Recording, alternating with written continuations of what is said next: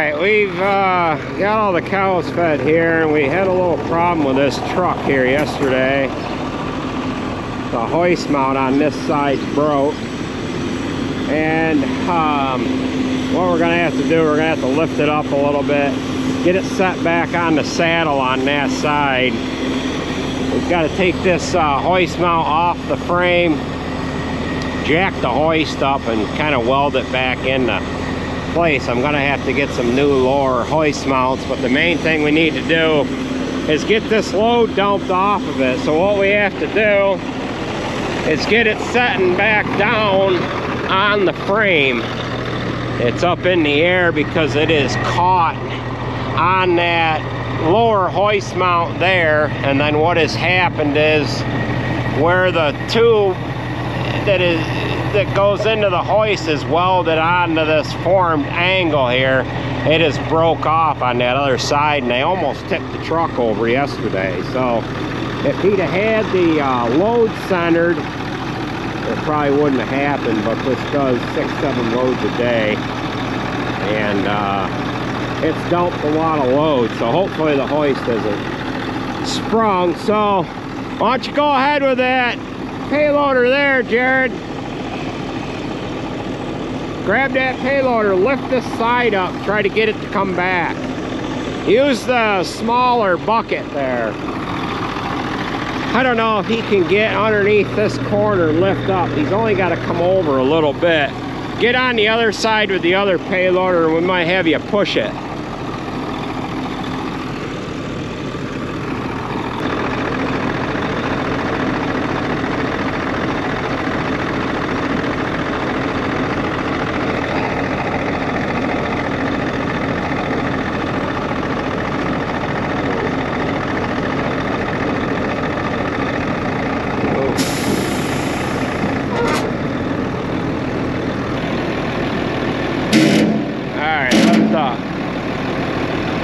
Lift up. Lift up. Whoa.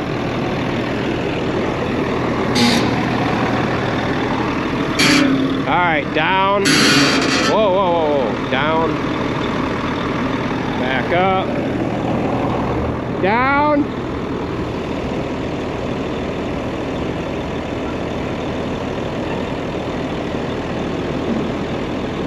Alright, now he's got it set and square on the frame. They actually come over this way a little bit. So we're going to cut this metal mud flap off, unbolt that hoist mount there. Looks like we can maybe... I really don't know what the heck happened here. I'm assuming the tube broke, but it acts like actually the tube didn't break. The formed angle that hoist mount makes, that broke. So, well, let's get the torch in here.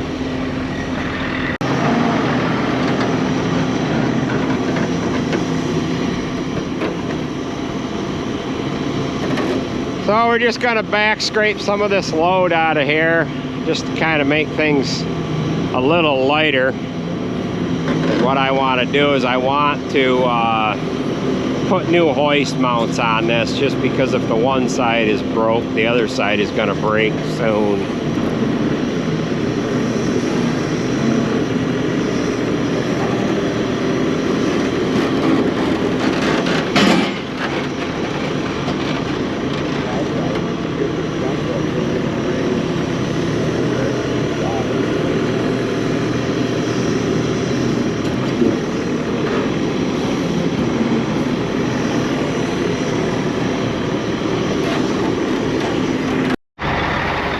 Alright, here's what we have. This is the lower hoist mount, and we've got it scabbed back together. This part bolts to the frame, and then it broke off right at the angle.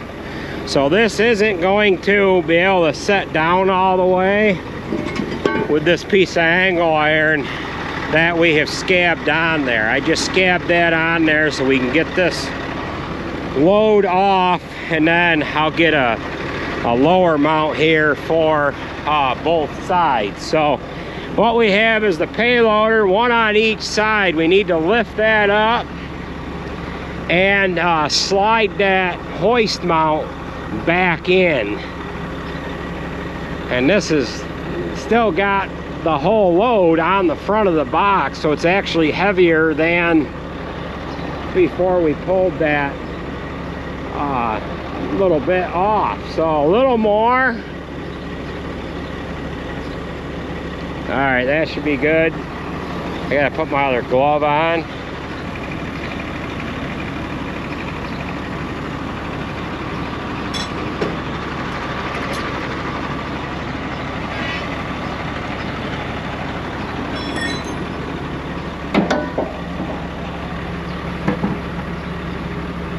Go up a little higher.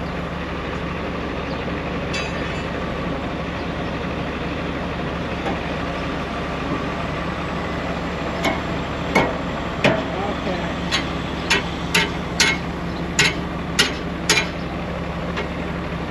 Let it come down. Let it come down a little bit.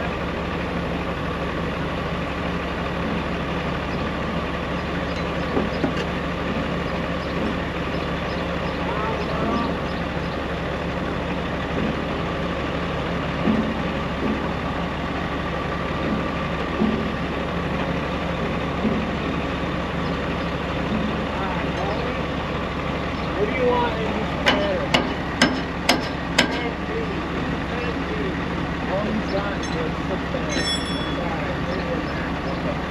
Baton. Alright.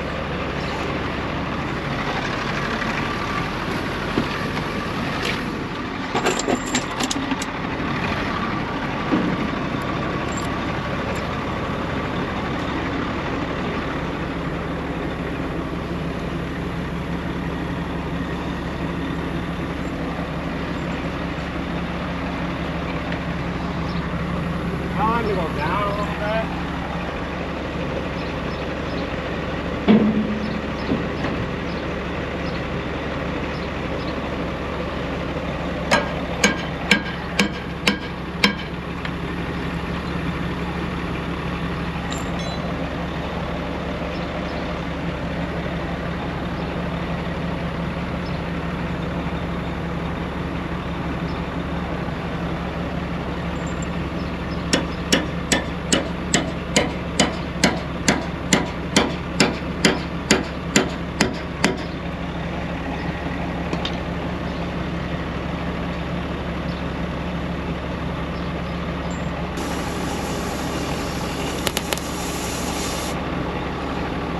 Hey, this screen shut off. I don't know if that's... Yeah, it's been over 5 minutes. It's alright.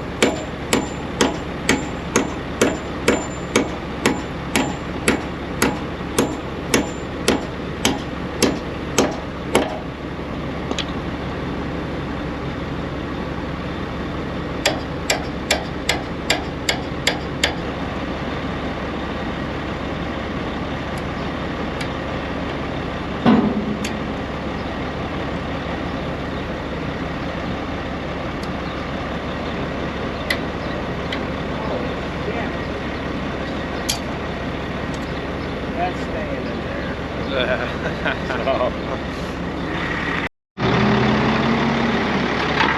Well, we've got our piece back on there, bolted to the frame. We think we're going to be able to dump this. Now, this box I built over 20 years ago. This truck, believe it or not, was our first 10-wheeler. So we've got our good shovel on the side of the truck. If that tips over, it's going to ruin our good shovel. I'm fairly confident that this is gonna dump without a problem. You wanna have the honors, Nate, of dumping this, or do you wanna run the camera and I'll run it? I could probably jump out of the way faster than you. I think so you should dump it. I'll dump it. If the truck tips over, I'm gonna run, all right? I don't think you're gonna be able to run. Yeah, all right. There's not much left. I don't know. Oh, my knee. I burnt an airline, so I don't know if it's even gonna dump. Probably not.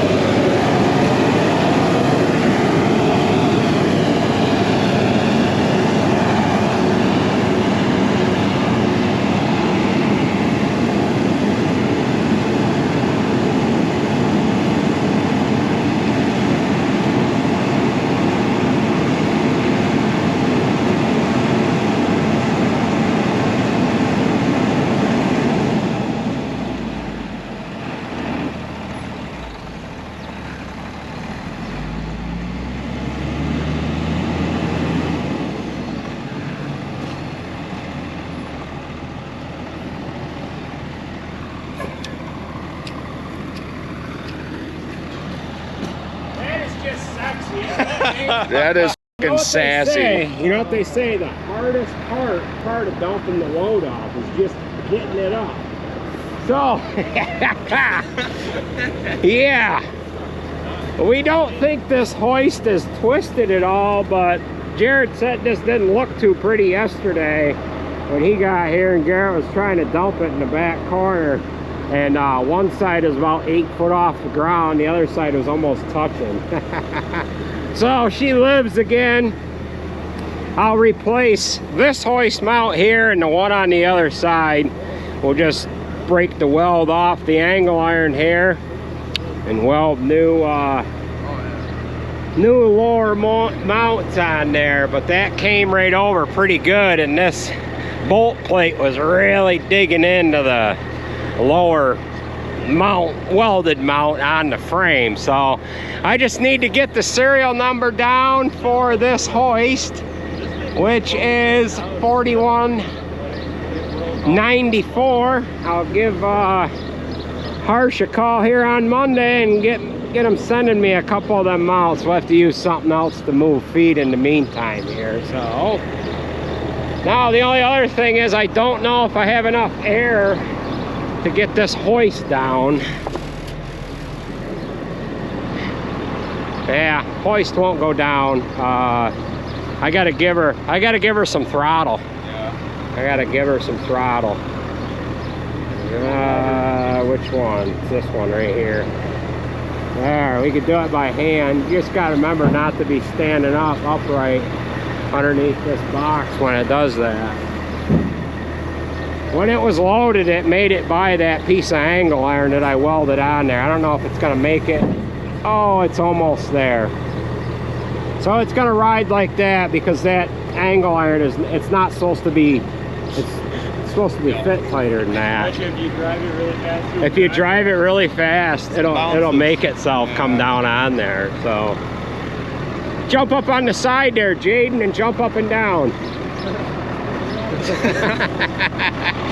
All right, well, I'll get rid of this. The brakes are locked on, but the brakes are slightly out of adjustment, so I think we're gonna be all right.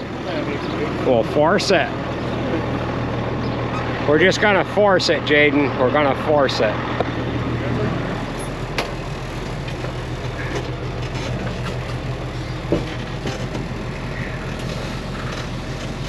Now push that tailgate valve in so the tailgate will go down.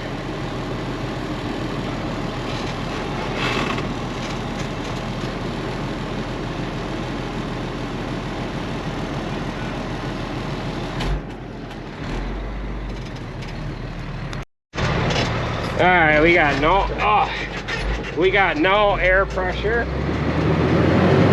So we are just gonna force it here to get it out of the way. Oh, kind of hard to speed shift when the truck comes to a stop.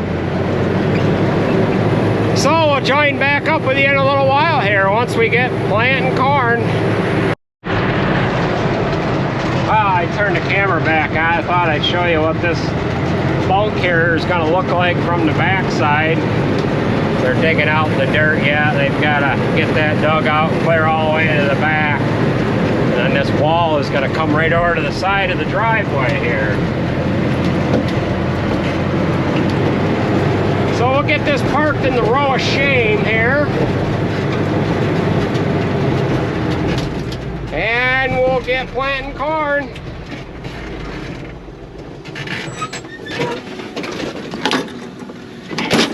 Oh, you son of a bitch.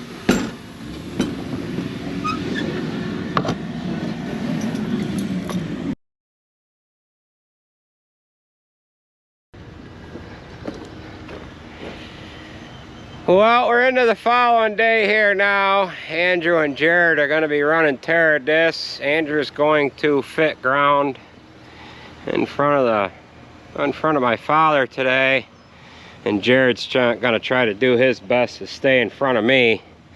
We're filling 9410 with fuel now. I don't need any fuel today. I got kind of a late start here yesterday with having to work on that truck. But now we're doing the seed corn shuffle.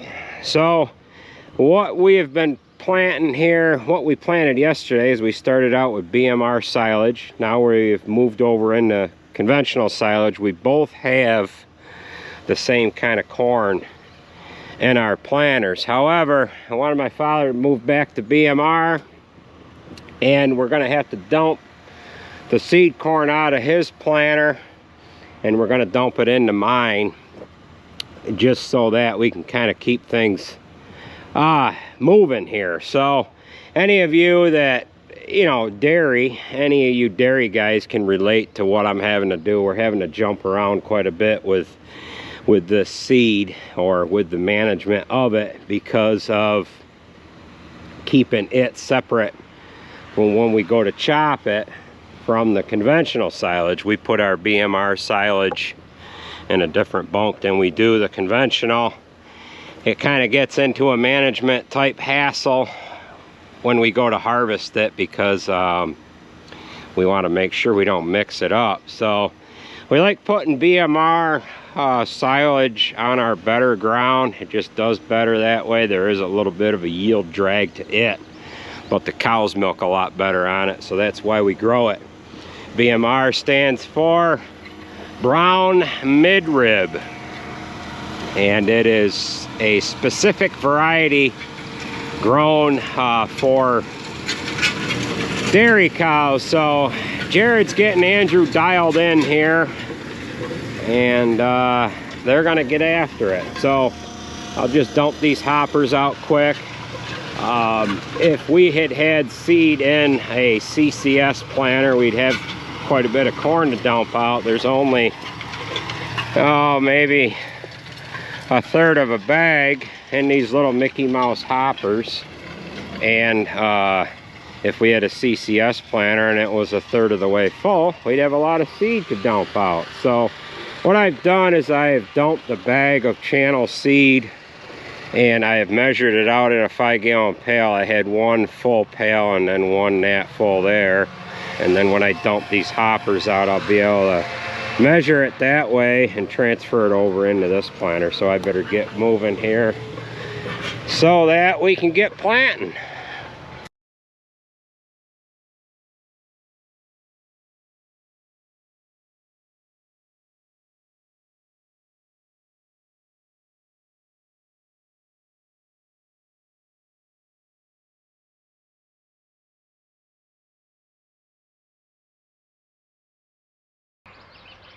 Well, Andrew is getting after it. We couldn't convince him to help us to fill up with corn here.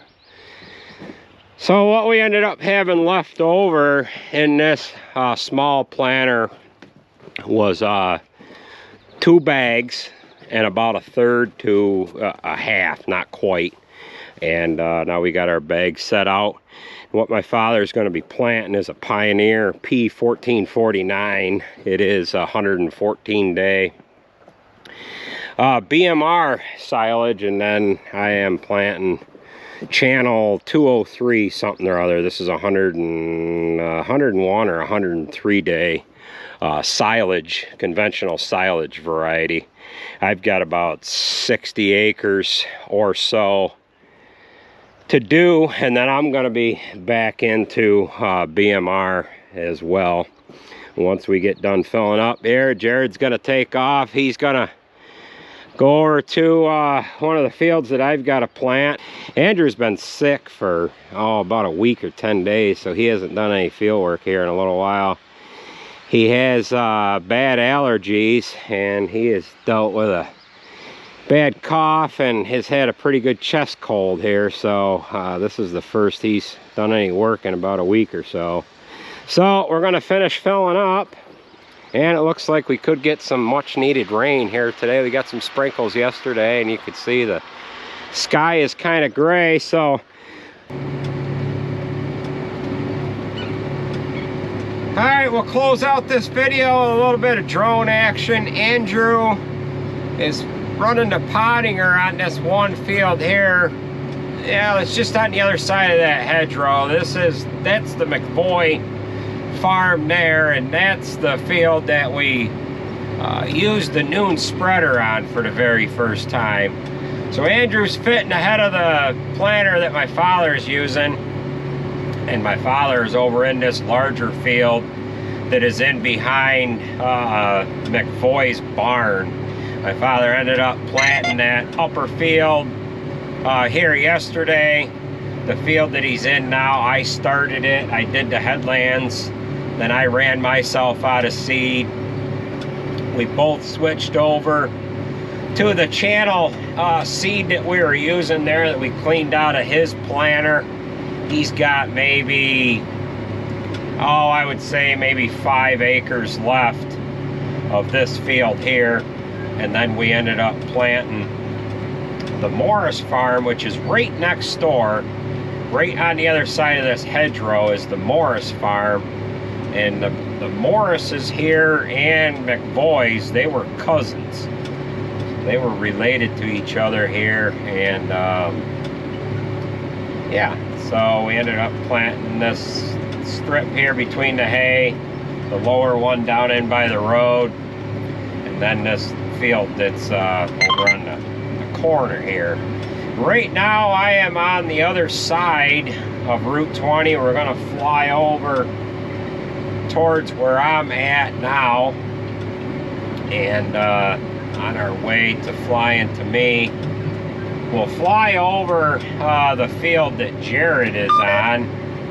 I've got to turn the headland here, so give me a second.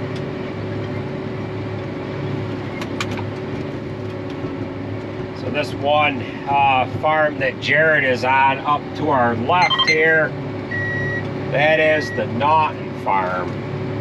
And the farm I'm on right now is the Ainger farm, which is next door to the Mayhar farm. Get clicked into auto steer so I can get back to flying here. So I've got a little bit of headwind on me right now, so it's going to take me a minute to get over into where Jared is. Jared might actually be done with this field. I can't quite tell if he is still on this one field in behind Naughton's barn here. He might be up on the upper side of it, although I don't see any dust. He must have something left here. I don't know.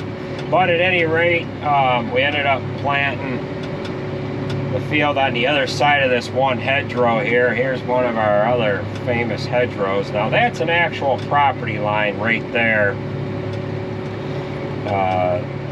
The woman that lives in this one house with a pool in behind it, she owns that L-shaped field. And years ago, this one hedgerow here was about 60 or 80 feet wide, and I asked her if it was okay if we took that out because we kind of own that hedgerow together. She wanted to kind of keep the property line there. So what we ended up doing is just leaving the hardwoods in there. There's mainly maple trees down through that one hedgerow there, and that's nice, sleek, and clean looking. And we've got the field that's over in next to Oh, the Burn Dairy store. Jared might have moved across the road from the Burn Dairy store here. I don't exactly see where he is at, but I've got those two fields right there, which is right across the road from the Burn Dairy store, and then the boys are picking stone up on all the fields up further on here on Markland Road. You can kind of see where I'm at here right now. So we've got kind of a poor seeding going on here with this alfalfa. We've got to figure out what Seedway wants to do about that. We seeded this down after we took weed off here last summer, and it of course did not grow. I reseeded all of this here this spring. I reseeded this field here. I reseeded this over here on the Mayhar farm. And then I seeded this across the road, and it is not started to really grow all that much. So we've got to figure out what they want to do as far as, well, I'm just going to have to leave it up to them. So I get this drone down to where I'm kind of planting right along here, and this is gonna do it for this video, folks. So I want to thank you for watching, and we will catch you at the next video.